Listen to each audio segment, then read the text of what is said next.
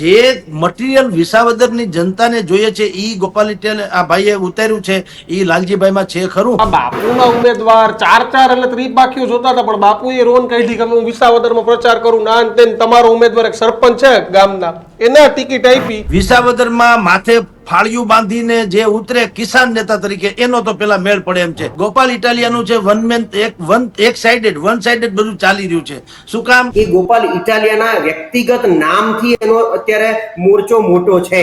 કારણ કે આમ આદમી આમ જોવા જાવ તો અત્યારે વર્ચસ્વની દ્રષ્ટિએ ઝીરો છે ગુજરાતમાં. 182 માં કદાચ શંકરસિંહે ક્યાંક લડવું હોય તો ટાસ તો અઘરો જ છે. બાપુનો મેળ ન પડવા દે, અટાણે તો અઘરું છે રાજકારણ. આ એક ડર ઉભો કરી દીધો ઉમેદવારો જાહેર કરીને, બાપુ અને આમ આદમી પાર્ટી બે.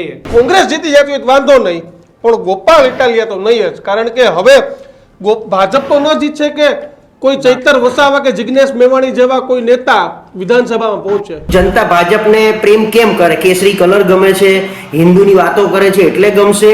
હર્ષદભાઈ રીબડિયા, ગોપાલભાઈ યંગ છે, દેખાવમાં સારા છે એટલે પસંદ કરશે. કોટડિયાભાઈને તમે જોયા નથી હજી, બરાબર? અને કોંગ્રેસના ત્રણેય ઉમેદવાર તો કઈ રીતે પસંદ કરે જનતા? કોંગ્રેસ એવું ઈચ્છે છે કે ભલે ભાજપ જીતી જાય પણ ગોપાલ જીતવા ન જોઈએ. 2017 માં પાટીદાર અનામત આંદોલનનો જોરદાર માહોલ હતો તો એક સીટ મળી નહીં કોંગ્રેસને, એક સિંગલ સીટ ન મળી. કોંગ્રેસે ભજન મંડળી ખોલીને જ નથી બેઠું ને, એ સામે એ રાજકીય પક્ષ છે, એ સામે બદલો તો લેવાનું કે ભાઈ તમે અમને હેરાન કરશો તમે તમને કરશું. ભાઈ વિસાવદરમાં કોંગ્રેસ વાળા ઉમેદવાર રાખશે, આખું ગુજરાતનું એકમ એ ભાજપની બી ટીમ તરીકે કામ કરશે. શંકરસિંહ છેલ્લે શું કરશે આમાં? શું લાગે તમને? થપ્પોદાવ કરશે કે પછી લડશે? લાલજીભાઈને ઉતાર્યા તો ભલે જે થવું એ થાય, એ લડશે તો ખરા, પણ એનાથી કોઈ ફેર આજની તારીખે તો પડવાનો નથી. એટલે બાપુ ખાલી હાજરી પુરાવા એવું આવ્યા છે એવું માનવાનું પ્રશાંતભાઈ? બાપુ ખાલી અટેન્ડન્સ લગાવવા આવ્યા છે એવું માનીને ચાલવાનું? આ ચૂંટણી એમના માટે હાજરી પત્રકમાં હાજરી પુરાવા જેવી છે. આ એક પરફેક્ટ એન્ટ્રી છે કે ભાઈ અત્યારની ચૂંટણીમાં આપણું નામ ગુંજતું થઈ જાય, કારણ કે આખા ગુજરાતમાં વિસાવદરની ચર્ચા થવાની.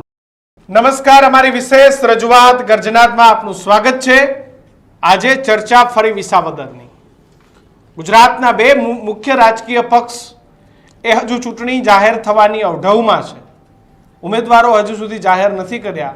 ભાજપ સરકારમાં છે એટલે ચોક્કસ રણનીતિ અને રાજનીતિ બંને ભારતીય જનતા પાર્ટી પાસે હશે, પરંતુ કોંગ્રેસ તો વિપક્ષમાં છે અને એને કદાચ પોતાનો ઉમેદવાર વહેલો જાહેર કરી અને આ ચૂંટણીમાં ઝંપલાવવું જોઈએ.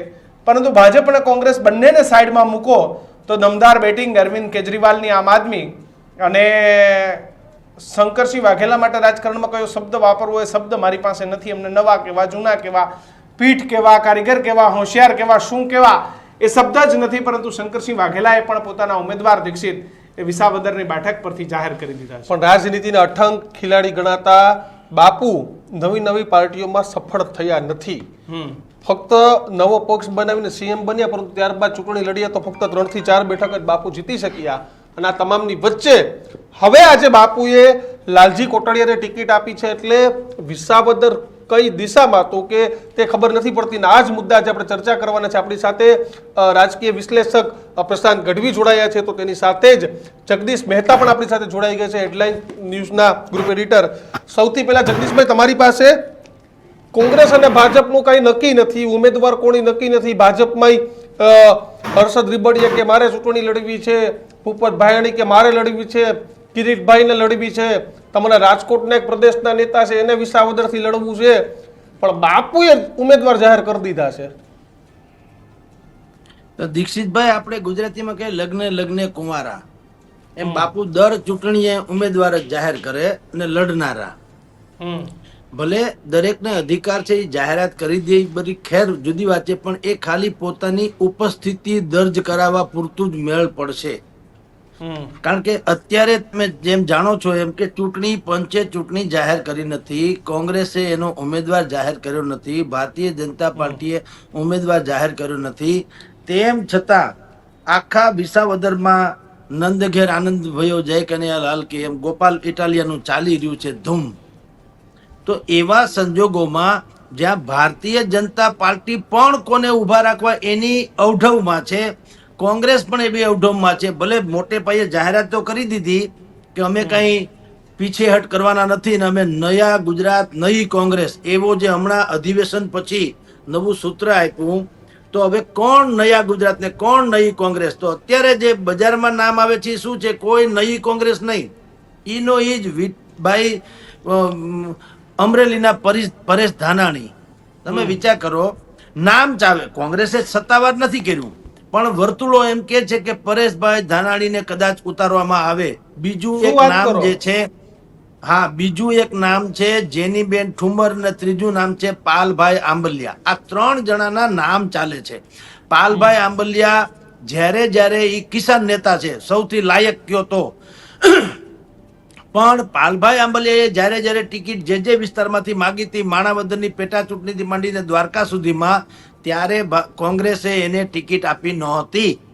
હવે વિસાવદરમાં એને મનમાં એવું ચાલે છે હાઈકમાન્ડના કે પાલભાઈ આંબલિયાને ઉતારીએ, કારણ કે આપણે અનેક વખત કિશનભાઈ દીક્ષિતભાઈ ચર્ચા કરી છે. વિસાવદરમાં માથે ફાળિયું બાંધીને જે ઉતરે કિસાન નેતા તરીકે, એનો તો પેલા મેળ પડે એમ છે. પેલામાં પેલી એની આઈડેન્ટિટી એ છે કે કિસાન નેતા હોવો જોઈએ. તો કોંગ્રેસ પાસે અત્યારે હમ ખાવા પૂરતા કયો તો પણ કિસાનવાના લેબલ વાળો નેતા કોઈ હોય તો એ પાલભાઈ આંબલિયા છે. હવે પાલભાઈ આંબલિયા માને કે કેમ એ જુદી ઘટના છે. બીજી વાત છે જેનીબેન ઠુમ્મર. જેનીબેન ઠુમ્મરનું પણ એ પટેલ છે, ખોડલધામમાં છે, શિક્ષિત છે, મહિલા છે, બધું બરાબર, પણ બેન માને કે કેમ? કારણ કે એ અત્યારે શું કોશિશ કરે છે, અમરેલીના ભાવિ નેતા તરીકેની પોતાની જે ફાઉન્ડેશન જે છે એ અત્યારે બનાવી રહ્યા છે. પરેશ ધાનાણી એ શંકરસિંહ બાપુ જેવું છે, જેમ ચૂંટણીએ બાપુ ઉતરી જ જાય મેદાનમાં, એમ ક્યાંય પણ ચૂંટણી કે પેટા ચૂંટણી હોય, પરેશ ધાનાણી હોય એટલે એ લગભગ ખાપકે, જેમ રાજકોટમાં ખાપકા હતા. એટલે આમાં નઈ કોંગ્રેસ જેવી વાત કઈ લાગતી નથી. પણ અવઢવમાં ચોક્કસ છે શું કરવું શું નહીં. શંકરસિંહ બાપુનો તમારો પ્રશ્ન છે ત્યાં સુધી, ભલે એને જેને જે ઉતાર્યા હોય તે, એક તો 60-65% મતદારો પાટીદાર છે, અને એમાંય પાટીદારો પાસે ગોપાલ ઇટાલિયા જેવું સક્ષમ વ્યક્તિત્વ છે એ આમ આદમી પાર્ટીનું. પણ બાપુએ પણ પાટીદારને ટિકિટ આપી છે. જગદીશભાઈ, લાલજી કોટડિયા પાટીદાર, જૂના જાણીતા વિસાવદરનો ચહેરો છે. પણ તમને અમુક રૂપિયામાં સમયની ઘડિયાળ મળે ને અમુક રૂપિયામાં રાડોની ઘડિયાળ મળે, તો કોણ લે? રાડોની જ લે કે સમયની ઘડિયાળ લે? એટલે એ ઠીક જ છે, પાટીદાર છે, પણ એમાંય પાછું જોવામાં આવે ને સક્ષમ કોણ છે. અત્યારે ગોપાલ ઇટાલિયાનું જે ચાલી રહ્યું છે, શું કામ ચાલી રહ્યું છે? તમે જુઓ સોશિયલ મીડિયામાં જે કોમેન્ટ્સ છે એ બી તમે સાંભળી લ્યો. ગોપાલ ઇટાલિયાનું છે વન સાઇડેડ બધું ચાલી રહ્યું છે. શું કામ? એમાં એક તો પાટીદાર છે, યુવાન છે, ઝુંઝારું છે, બેકગ્રાઉન્ડ પોલીસનું છે, લડી શકે એમ છે, એને કોઈ ખરીદી શકે એમ નથી, તર્કબદ્ધ વાતો કરે, મોટિવેશનલ સ્પીકર તરીકે પણ હાલે છે. આ બધા સર્વગુણ સંપન્ન જેવી વાતો છે. અને રહી વાત આયાતી બાયાતીની, તો હમણાં જ એને પણ વાત કરી છે, અને આપણે અનેક વખત ચર્ચા કરી છે. આપણે ત્યાં કલેક્ટર મિસ્ટર ગુપ્તા કે શર્મા આવે, આપણે ક્યાં કોઈ દી આયાતી માનીએ છીએ? નહીં. એવી રીતે ગોપાલ ઇટાલિયા સુરત થી આવે છે. હું તમને કહું, CR પાટીલ ક્યાં આયાતી ન ગણાય ને? તો એ તો મરાઠી છે. ગુજરાતમાં એનું શું કામ છે? તો એ આપણે સ્વીકારી લઈએ. એટલે આયાતી બાયાતી કુછ નહીં, માણસ ચાલવો જોઈએ, આવડત હોવી જોઈએ. બેઝિકલી વાત એ છે, આવડત હોય, આપણી વાત રજૂ કરે, પ્રજાની વાતને સરકાર સામે એવી રીતે રજૂ કરે કે સરકાર પણ એમાં સાંભળવા માટે મજબૂર થઈ જાય. એ બધી ગુણિયલ જે છે એ અત્યારે ગોપાલ ઇટાલિયામાં વન મેન હાલે. હજી એવું નથી કે આ એક જ છે. હજી ભારતીય જનતા પાર્ટી પણ એવા માથા ઉતારવાની કોશિશ ચાલી રહી છે. આપણને ખબર છે, અંતરંગ વર્તુળો જે નામ સૂચવી રહ્યા છે એ નામ આપણે ભૂતકાળમાં દીક્ષિતભાઈ, કિશનભાઈ ચર્ચા કરી લીધી છે કે એવા લોકો ઉતારે તો ગોપાલ ઇટાલિયાને પણ ભારે પડશે. આ પાલ આંબલિયાને કોંગ્રેસ ઉતારે, જો પાલ આંબલિયા માને તો ઉતારે, તો તમારી જાણ ખાતર ટર્ફ ફાઇટ વધુ થઈ જાય. જેનીબેન આવે તો ટર્ફ ફાઇટ વધુ થઈ જાય. ભારતીય જનતા પાર્ટી જસુમતીબેન કોરાટને ઉતારે તો થોડી ટર્ફ ફાઇટ વધુ થઈ જાય. એ ભરતભાઈ ગાજીપરાને ઉતારે, ટર્ફ ફાઇટ વધુ થઈ જાય. આમ હજી બીજા બધાએ પોતપોતાના જે વસ્તુ છે એ બહાર પાડવાની બાકી છે. એ લોકોએ હજી એના કંઈ ખોલ્યા નથી રાજ કે અમે શું કરવાના છે. ખાલી એક તરફી ચાલી રહ્યું છે આમ આદમી પાર્ટીનું. તો એ તો વન સાઇડેડ છે ને. હજી બીજા કોઈ પત્તા ખોલે પછી ખબર પડે. જેમ કે બાપુએ ખોલ્યું, લાલજીભાઈને ઉતાર્યા, એ પાટીદાર છે ને બધું સમજ્યા, પણ જે મટીરિયલ વિસાવદરની જનતાને જોઈએ છે એ ગોપાલ ઇટાલિયા આ ભાઈએ ઉતાર્યું છે, એ લાલજીભાઈમાં છે ખરું? આટલી વાત મહત્વની છે. એની દ્રષ્ટિએ તમે કલ્પના કરો તો લાલજીભાઈ જે છે થોડા અત્યારે ઊણા ઉતરે. જગદીશભાઈ, આમ તો વિસાવદરમાં કોઈને નવું ન કહી શકાય. પ્રશાંતભાઈ, 2014માં લોકસભામાં 26 માંથી 26 ગુજરાત જીતું, આખા ભારતમાં ભાજપની સરકાર બની, પણ વિસાવદરમાં ત્યારે એવું હતું ગોપાલ ઇટાલિયા છે ત્યારે ભરત પટેલની જ છાપ હતી અને હર્ષદ રીબડી એકદમ ડાઉન ટુ અર્થ હતા, તો પણ કેશુબાપાના પુત્રને હરાવ્યા. તો વિસાવદરની જનતા અપસેટ સર્જવા માટે જગદીશભાઈ કહ્યું માથે ફાળિયું બાંધીને ફરે અને ખેડૂત જોતો હોય. તો આ બાપુના ઉમેદવાર ચાર એટલે ત્રિપાખીઓ જોતા હતા, પણ બાપુએ રોન કાઢી કે હું વિસાવદરમાં પ્રચાર કરું ના તેન. તમારો ઉમેદવાર એક સરપંચ છે ગામના, એના ટિકિટ આપી. આ સીટમાં હારજીતથી કોઈ ગણિત નથી બદલવાનું, પણ 27માં કોઈ પણ પાર્ટીને ફરક પડશે. આ સીટની નજર તમામ લોકોની રહેશે સીટ પર. હમણાં તાજેતરમાં જ વાવ વિધાનસભાની ચૂંટણીમાં આપણે આ જ રીતે ત્રિકોણીય અને ચતુષ્કોણીયની વાત કરી. છેલ્લે સામે ફાઇટ કોની રહી? ભાજપ અને કોંગ્રેસની રહી. પણ વિસાવદરનો કેસ થોડો અપવાદરૂપ એટલા માટે કે જો એક સામાન્ય ભેંસાણમાંથી આવતા સરપંચ એવા ભૂપત ભાયાણીને ત્યાંની જનતા આમ આદમીના પાર્ટીના લેબલ પર ચૂંટી કાઢતી હોય, સારી વ્યક્તિ તરીકે, સારી પાર્ટી તરીકે, કે ભાઈ આમ આદમી પાર્ટી એક અલગ એક મેન્ટાલિટી લઈને આવી છે, તો ગોપાલ ઇટાલિયા ભૂપત ભાયાણી કરતા 10, 20, 30 ગણું તો એક વજન ધરાવે છે સામાજિક રીતે, પક્ષની દ્રષ્ટિએ, એના બળબોલા સ્વભાવની દ્રષ્ટિએ. વત્તા ખબર છે ગોપાલભાઈને વિધાનસભામાં પહોંચાડો એટલે એ જોડું ફેંકી એકવાની ક્ષમતા ધરાવે છે. આપણે તો એ રીતે જ ઓળખીએ ને ગોપાલભાઈને, એટલે લોકોને એ ખબર છે કે ત્યાં કંઈક આખું પાછું થશે તો જોડું વિધાનસભામાં ફેંકશે ગોપાલભાઈ, એટલે એ કામનો માણસ છે. આ રીતે ગોપાલભાઈનું એક જેને કહેવાય ને કે એક સ્ટેપ આગળ ચાલી રહ્યા છે અત્યારે, જ્યાં સુધી ભાજપ કોંગ્રેસના ઉમેદવાર જાહેર થાય સુધી.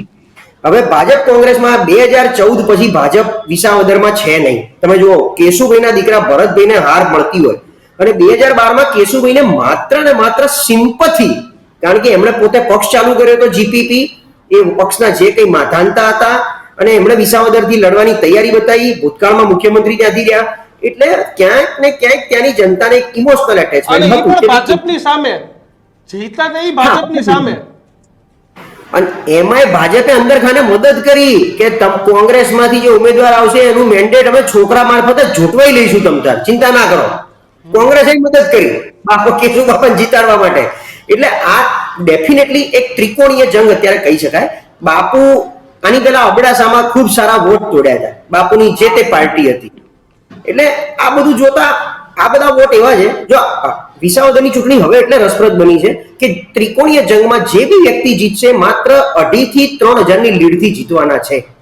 એમાં બાપુનો ઉમેદવાર 2.5-3,000 વોટ લઈ જાય ક્યાંક ને ક્યાંક, બીજી કોઈ રીતે એમની ડિપોઝિટ 100% જવાની આપણે સમજીએ છીએ. કારણ કે પાર્ટીનું લેબલ ખાલી બાપુના નામે, બાપુ પોતે ઉભા રહે તો જીતી જાય, ચલો આપણે હું માની લઉં વિસાવદરમાં, પણ બાપુના નામે એમનો ઉમેદવાર જીતે એ હજી થોડુંક બહુ અઘરું છે પ્રશાંતભાઈ. બાપુએ આ 182માં કદાચ શંકરસિંહે ક્યાંક લડવું હોય તો ટાસ્ક તો અઘરો જ છે. બાપુનો મેળ ન પડવા દે, અટાણે તો અઘરું છે રાજકારણ બહુ.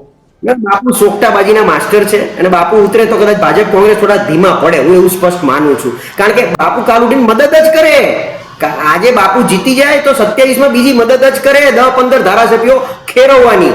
એટલે આપણે એમાં નથી પડવું. બાપુનો ઉમેદવાર 2-2.5 વોટ જો લઈ જાય તો કોના તોડ પહેલું. એ જ રીતે 65% પાટીદાર વોટ અને બાકીનો 35%. હવે પાટીદાર વર્સિસ અધર્સ એ બધા કઈ દિશામાં જાય છે? કારણ કે દર વખતે વિસાવદરમાં પાટીદાર ધારાસભ્ય આવે છે, પાટીદાર ઉમેદવાર આવે છે, તો બીજી જ્ઞાતિવાળાનું શું? જેમ વાવમાં ઠાકોર વર્સિસ આ ચાલ્યું અને ઠાકોર વર્સિસ ચૌધરી ચાલ્યું, આ ચાલ્યું, તો અધર કમ્યુનિટીએ બહુ મોટો રોલ ભજવ્યો હતો અને એટલા માટે સ્વરૂપજી ત્યાંથી જીતી ગયા. અધરનો રોલ બી હતો એટલો. એમ અહીંયા પણ અધર કમ્યુનિટી ખરેખર પાટીદાર તરફ જાય છે, ભાજપ તરફ જાય છે, કે માત્ર અને માત્ર ગોપાલભાઈના નામ ઉપર જાય છે? જો ગોપાલભાઈ કંઈ બી કરે છે તો આમ આદમીના નામે નથી જતા, એ ગોપાલ ઇટાલિયાના વ્યક્તિગત નામથી એનો અત્યારે મોરચો મોટો છે. કારણ કે આમ આદમી આમ જોવા જાવ તો અત્યારે વર્ચસ્વની દ્રષ્ટિએ 0 છે ગુજરાતમાં. 22ની ચૂંટણી પછી એ લોકો સાવ એમ કહેવાય ને કે નિષ્ક્રિય દેખાય છે. એમના જે ધારાસભ્યો છે એ સરકારના વાયવાઈ કરવા માંડ્યા છે. અત્યારે બી વિધાનસભામાંથી સુધીરભાઈ વાઘાણી અને ઉમેશ મકવાણાની ગમે ત્યારે વંડી ઠેકવાની વાતો હાલે છે. આ બધામાં ગોપાલભાઈ એક એવો નેતા છે, એક વિશ્વાસ આવશે પહેલી વસ્તુ ત્યાંની જનતાને કે ગોપાલભાઈ જીતશે ને તો ક્યારેય કોઈ પક્ષ પલટો નહીં કરે આવનારા 10 વર્ષ. કારણ કે હમણાં જો ભાજપમાં તો જવાના ચાન્સીસ એમના 0 છે. કોંગ્રેસ હમણાં એ જાણવા નથી, કારણ કે અહીંયા એમનો સ્કોપ બહોળો છે. જો આમ આદમી પાર્ટી ખરેખર કંઈક કાઠું કાપે 27ની ચૂંટણીમાં એકલા હાથે લડીને પણ, તો કાયદેસર વિરોધ પક્ષના નેતાની જે હોડ જામવાની છે ને 3 જણા વચ્ચે, એમાં ગોપાલભાઈ રેસમાં હોય. એટલે એ રીતે વિસાવદરની જનતા કદાચ ગોપાલભાઈને પ્રિફર કરે.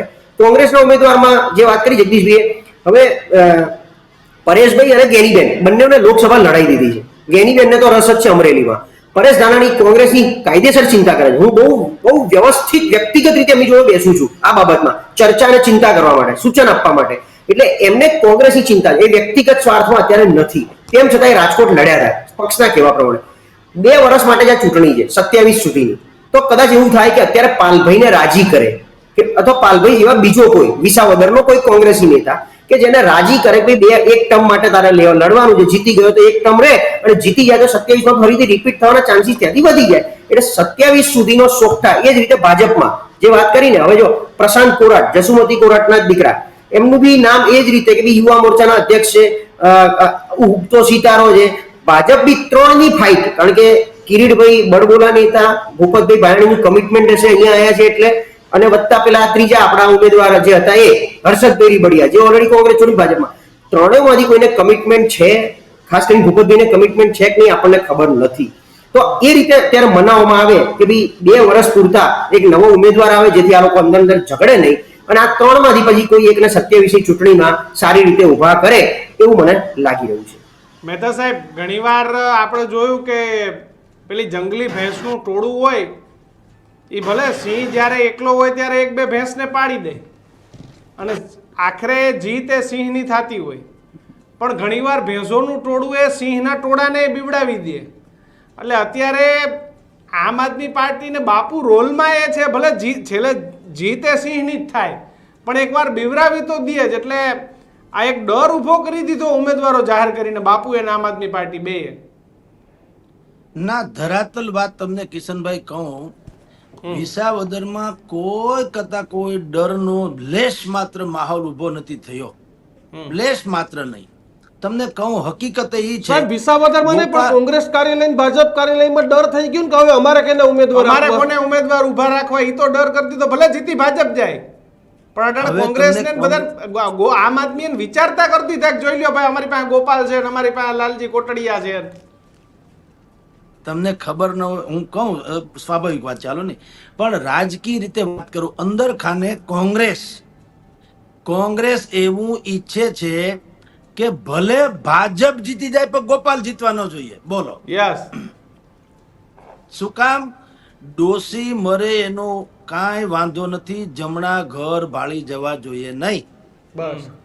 ગુજરાતમાં એન્ટી ઇન્કમ્બન્સીનો જે માહોલ છે, એ જો ગોપાલ ઇટાલિયા જીતી જાય, એ બધો જ માહોલનો લાભ ગોપાલ ઇટાલિયાને મળે, અને દિલ્હીથી હેડક્વાર્ટર બદલી અને આમ આદમીનું થાણું બની જાય ગુજરાત. ભારતીય જનતા પાર્ટી પછી આમ આદમી પાર્ટીનું નામ મંડે બોલાવવા કોંગ્રેસ 3rd નંબર ઉપર આવી જાય. ઈ એને પોસાય એમ નથી, એટલે એને કીધું કે અમારે લડી જ લેવું છે. લડી લેવું છે એટલે શું?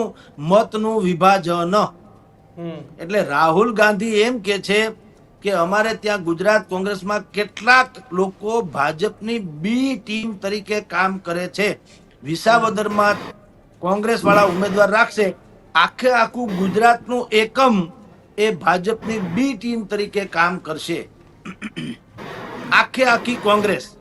તમે વિચાર કરો, કારણ કે મત તૂટે એ વિપક્ષના જ તૂટવાના, ગોપાલ ઇટાલિયાના તૂટવાના, કારણ કે જેટલી એન્ટી ઇન્કમ્બન્સી, સરકાર વિરોધી મતની જે વાત છે, આ તો એવું થાય ને કે જે હરિયાણાનો બદલો લેવાનો છે, કે હરિયાણામાં આખે આખું આપની એકમ છે, એને ભાજપની બી ટીમ બનીને કામ કરી, કોંગ્રેસની સરકાર ન બનવા દીધી.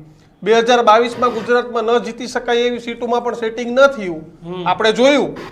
તો પછી કોંગ્રેસે ભજન મંડળી ખોલીને જ નથી બેઠું ને, એ સામે એ રાજકીય પક્ષ છે, એ સામે બદલો તો લેવાનું કે ભાઈ તમે અમને હેરાન કરશો, તમે તમને કરશું ભાઈ. પણ આ ગુજરાતની જનતા છે એ પ્રજા પક્ષને હંકારે છે, પક્ષ પ્રજાને નથી હંકારતો. આખે આખી પરિસ્થિતિ જુદી છે સાહેબ. જુનાગઢ મહાનગરપાલિકાની ચૂંટણી થઈ ત્યારે તમામ માધ્યમોએ જેટલા લોકોની ઇન્ટરવ્યુઝ કર્યા, જે લોકોનું ગ્રાસ રૂટ લેવલ ઉપરનું સર્વેક્ષણ કર્યું, બધાય કહેતા હતા કે ભારતીય જનતા પાર્ટી ભૂંડે હાલ હારશે, એને બદલે ભયંકર રીતે જીતી. જનતાને શું છે એ તમને કહું. શું કામ જીતી? કોઈ ભાજપ સારું છે એમ નથી, પણ સારો વિકલ્પ ન હોય તો અજાણ્યા મિત્ર કરતા જાણીતો શત્રુ વધુ સારો. મતને વેડફી દેનારી આ જનતા નથી. એના કરતા ખેર આ બરાબર નથી તો પણ કમસે કમ એના ખભે હાથ મૂકીને વાત તો કરી શકાય એમ છે. હવે તમે તો શિકાર કરતી વખતે જ બોર્ડમાંથી સિંહ બહાર નીકળે એમ નીકળો છો, તો શું કામ તમને અમારે અજમાવવા? એટલે તમે જે હરિયાણા વાળી વાત કરી, આમ આદમી પાર્ટીને બી ટીમ ફલાણું, આ તો વિસાવદરની જનતા છે સાહેબ. એમાં તમારે એકે એક દાણો જે છે ને આમ દબાવી દબાવીને જુએ છે કે આખે આખો ભાત પાકી ગયો છે કે કેમ. જેમ હમણાં ભાઈએ વાત કરી, પ્રશાંતભાઈએ, કે કેશુભાઈને જીતાડનારી જનતાએ એના છોકરાને હરાવી દીધો. એનો અર્થ તમે સમજો કે એની કેટલી બધી આઈક્યુ ઊંચી હશે, અને એને કોઈ પક્ષ નડતો નથી. કોંગ્રેસ હોય કે આમ આદમી હોય કે ભાજપ હોય કે કિસાનનો નેતા હોવો જોઈએ ને ખરેખર આપણો હોવો જોઈએ. એ જીતે છે. અત્યારે ગોપાલ જે છે, શું કામ ગોપાલ મારો પારણીએ ઝૂલે છે? કારણ કે બધાને એમ લાગે છે કે કિસાન તો નેતા છે જ, લડાઈઓ છે. અને ભાઈએ કીધું બરાબર છે, આપણે પ્રશાંત સાહેબે કીધું આપણે બાપુને એટલા વર્ષથી ઓળખીએ છીએ. બાપુ આમાં છેલ્લી ઘડીએ શું કરશે? માહોલ જોઈને બાપુ શું નિર્ણય લેશે? અત્યારે ઉમેદવાર તો રાખી દીધો છે. શંકરસિંહ છેલ્લે શું કરશે? આમાં શું લાગે તમને? થપ્પોદાવ કરશે કે પછી લડશે? ના ના, લડશે જાય. લડશે એટલે શું થાય, એની પાર્ટીને પ્રમોશનની વાતો છે. તમે રીલ્સ બતાવો ને પછી ફિલ્મ જોને જોવું હોય જોવે એમ. અમારી આ પાર્ટી છે પ્રજાશક્તિ ડેમોક્રેટિક પાર્ટી, થોડીક રમતમાં રહે અને બાપુનું થોડું વજન પડે. એ પાછા નહીં ખેંચી લે, એ કશું જ નહીં કરે, લડશે. લાલજીભાઈને ઉતાર્યા તો ભલે જે થવું એ થાય, એ લડશે તો ખરા. પણ એનાથી કોઈ ફેર આજની તારીખે તો પડવાનો નથી, તમારી જાણ ખાતર. કારણ શું છે કે લાલજીભાઈની પણ એવી ખેડ જ્યાં નથી કે એને પ્રજાના પ્રશ્ને હાહાકાર મચાવ્યો. હર્ષદ રીબડિયા કયો કે ભાઈ ભૂપત ભાયણી કયો, એ લોકો તો છે જ. એને તમે જુઓ, અત્યારે ભાજપમાં હોવા છતાં ઇકો સેન્સિટિવ ઝોનનો જે મુદ્દો છે એમાં એ સિંગડા ભરાવે જ છે સરકારને. બોલો શું કામ? ત્યાં રહેવું હોય તો આ કરવું જ પડે એમ છે. હવે લાલજીભાઈ તો એ બાબતમાં કોરી પાટી છે. તો લોકોને હવે ક્યાંય નવા કિમિયા અજમાવવાનો હવે વખતે નથી. એટલે બાપુએ ઉતાર્યો. તમે કહો શંકરસિંહ શું કરે? શંકરસિંહ સ્વયં શક્તિશાળી માણસ છે, વિઝનરી છે, આવડતવાળા છે, કૌશલ છે, નિર્ણાયક શક્તિ ધરાવે, બધું છે. પણ મોર પીછા વગરનો હારો લાગે નહીં. એની પાસે જે હોવું જોઈએ ગ્રાસરૂટ લેવલનું કામકાજ, એ કાંઈ છે નહીં. એને બાપુ પાર્ટી જ ગણાય છે, એટલે પછી ક્ષત્રિયો તરફ એ વયા જાય છે. આ 65% પાટીદારોની બેઠક છે, એટલે અહીંયા કાંઈ એનું બહુ વજન પડે નહીં. બાપુ શું કરે? કાંઈ નહીં કરે, ઊભા રહેશે અને ખબર પડશે કે હું છું ટૂંકમાં એમ. એટલે બાપુ છે એવું થોડીક ચર્ચા થશે, બાકી કશી જ આમાં કાંઈ લાગવું એનો મેળ પડે એમ નથી. એટલે બાપુ ખાલી હાજરી પુરાવા એવું આવ્યા છે એવું માનવાનું પ્રશાંતભાઈ? બાપુ ખાલી અટેન્ડન્સ લગાવવા આવ્યા છે એવું માનીને ચાલવાનું? આ ચૂંટણી એમના માટે હાજરી પત્રકમાં હાજરી પુરાવા જેવી છે. પણ અને જિલ્લા પંચાયતની પણ આવી હતી એ વખતે એમણે પ્રયત્ન કર્યો, પણ બહુ ઇનમેચ્યોર સ્ટેજ હતું. એટલે આ એક પરફેક્ટ એન્ટ્રી છે કે ભાઈ અત્યારની ચૂંટણીમાં આપણું નામ ગુંજતું થઈ જાય. કારણ કે આખા ગુજરાતમાં વિસાવદરની ચર્ચા થવાની, એટલે આખા ગુજરાતને ખબર પડે કે ભાઈ આ એક નામની પાર્ટી છે, શંકરસિંહની છે, એમના ઉમેદવારો છે. એટલે એનાથી એક ઇમ્પેક્ટ આવશે, નામનો ઇમ્પેક્ટ આવશે. એ ઉમેદવાર જીતે નહીં, કારણ કે તમે સમજો જીતવા માટે 80,000 થી 1 લાખ મત જોઈશે. એ ક્યાંથી લાવવાના અત્યારના નવા ઉમેદવાર? અચ્છા, આપણે અત્યાર સુધી જ્યારથી વિસાવદર ભૂપતભાઈએ પેલું ફોર્મ પાછું ખેંચવાની વાત કરી, કોર્ટની અરજી, ત્યારથી ચર્ચા કરીએ જે ઉમેદવાર ભાજપ, કોંગ્રેસ, આમ આદમી, ગોપાલ ઇટાલિયા, પણ વિસાવદરની પ્રશ્નોની ચર્ચા આપણે કોઈ કરતા નથી. ત્યાં પ્રશ્નો તો એવા ને એવા અઢળક છે.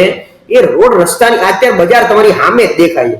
આપણે એટલા માટે નથી કરતા કારણ કે અમદાવાદ થી લઈ અંબાજી, ઉમરગાંવ, દ્વારકા પ્રશ્નોની કોઈ કમી નથી. તમે હું આપણે સારા વિસ્તારોમાં રહીએ છીએ, આપણા એના નેતાઓએ કેટલું બધું નેતૃત્વ કરે, પણ અમદાવાદમાં એ પરિસ્થિતિ છે.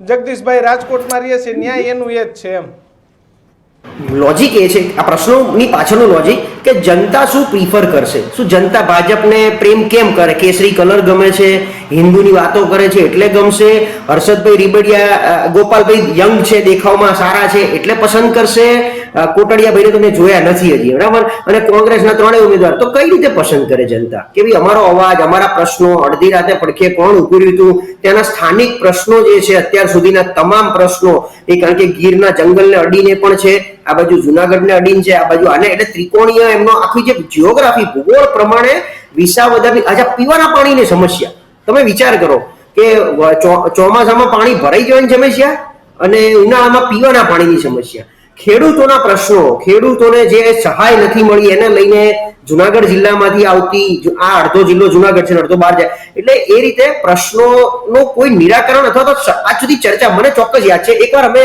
વિધાનસભામાં ફરતા હતા અને હર્ષદભાઈ કોંગ્રેસના ધારાસભ્ય હતા અને નીતિનભાઈને મળવાનો પ્રયત્ન કર્યો, એટલે નીતિનભાઈ કાયદેસર અચ્છા તમારી આ ફાઇલ છે ને વિસાવદર વાળી આવી છે ને, હું જોડાઈ દઉં છું. નીતિનભાઈ ડેપ્યુટી સીએમ મારી હાજરીમાં શબ્દ વાપર્યો હતો એમણે, હું જોડાઈ દઉં છું એમ. એટલે તમે સમજો ત્યાં સરકારમાં વિસાવદરની, એટલે એવું નહીં વિસાવદર એ બધા ભાજપ આ કોંગ્રેસ હતા તો પ્રાયોરિટી જ નથી કોઈ કામ કરવાની. એટલે જનતાને આ ખબર છે કે સરકારની શું પ્રાયોરિટી છે, બીજા લોકોની શું પ્રાયોરિટી છે. પણ ગોપાલભાઈ માટે એક કાયદેસર એન્ટ્રી પોઈન્ટ મોટો બને છે, કારણ કે સુરત છે ને, મને સાચું કહું ને સુરત બધી રીતે સારું પણ રાજકીય રીતે સુરત પર કોઈ ભરોસો નહીં. એ ભાજપને જ કેશુબાપાની જ વાત કરીએ છીએ, જે 2012માં જીપીપી ની કેશુભાઈએ શરૂઆત ત્યાંથી કરી હતી, પહેલી સભા ત્યાં કરી હતી. 2017માં પાટીદાર અનામત આંદોલનનો જોરદાર માહોલ હતો તો એક સીટ મળી નહીં કોંગ્રેસને, એક સિંગલ સીટ ન મળી.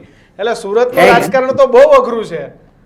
એટલે ગોપાલભાઈ સુરત જેવામાં હાર્યા હતા, તો અહીંયા શું થશે એ મને ખ્યાલ નથી. બધા અહીંયા એવું બને ભાજપ કોંગ્રેસ મસ્ત અંદર ખાને ગઠબંધન, ભાઈ ગોપાલભાઈને પાછા રાખજો, ધીમા રાખજો, એના માટે જે કરવું પડે આપણે ભેગા થઈને કરશું. કદાચ અત્યારે તમને સીટ આપી દઈશું, ભાજપ એવું કરે, કારણ કે આ સીટથી સરકાર ઉથલાવાની નથી, તમે સમજો, આ સીટથી નથી કોઈ પડવાનો.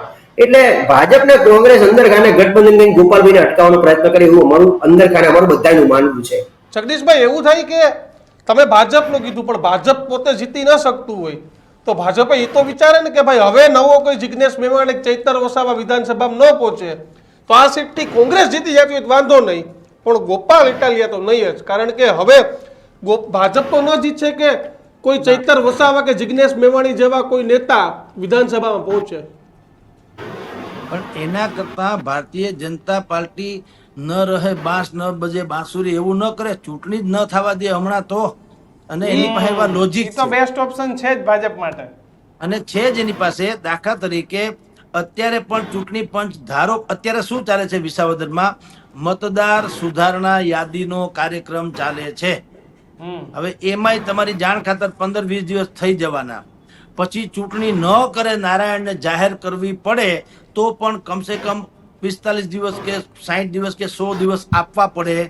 તો તમારી જાણ કરતા જે સમય આપવો પડે ત્યાં ચોમાસું આવી જાય, જૂનનો અડધો મહિનો વયો જાય, આપણે ત્યાં 10મી જૂન પછી 15મી જૂનની આળેગાળે ચોમાસું બેસી જાય.